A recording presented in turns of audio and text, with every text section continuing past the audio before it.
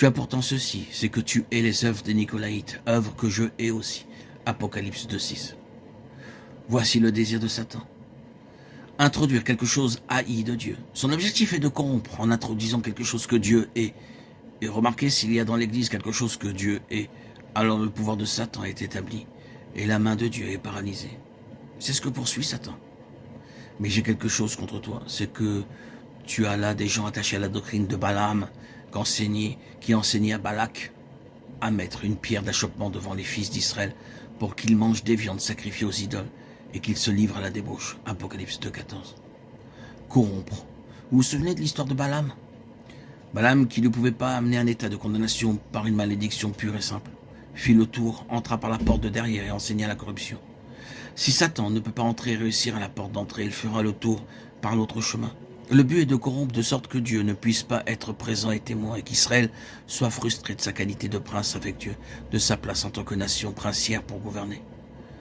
De même, toi aussi tu as des gens attachés à la doctrine des Nicolaïtes, Apocalypse 2,15. La chose même à laquelle nous avons fait référence au verset 6 se trouve ici. Cette doctrine ou ce principe pernicieux est maintenant dans cette église de Pergame. Satan y a introduit la chose haïe de Dieu, produisant ainsi la corruption. Cependant, si tu as à Sardes quelques hommes qui n'ont pas souillé leurs vêtements, Apocalypse 3,4. Vous voyez ce qu'il y a ici? Toujours à nouveau la souillure et la corruption. L'ennemi cherche à introduire cela en vue de porter atteinte à la position de l'Église, de sorte que le témoignage de l'Église soit ruiné. Je pense que la meilleure façon de démontrer cela, c'est de continuer par notre aspect suivant du vainqueur, à savoir la position du vainqueur. Nous avons dit que l'état de justice par le moyen de la foi et la justice de conduite en accord avec cet état mène à la position de l'Église. Quelle est la position de l'Église en tant que conséquence de cet état de justice par la foi? Eh bien, ce n'est pas sans signification qu'en traitant avec les églises, Éphèse vienne en premier. Il y a un sens dans lequel Éphèse est inclusive et fondamentale. Toutes ces églises en Asie vinrent à l'extérieur par le moyen de Paul. Regardez Acte 19. En premier lieu, il est dit au verset 10, tous ceux qui habitaient l'Asie entendirent la parole du Seigneur. Ceci se produisait comme étant issu d'Éphèse.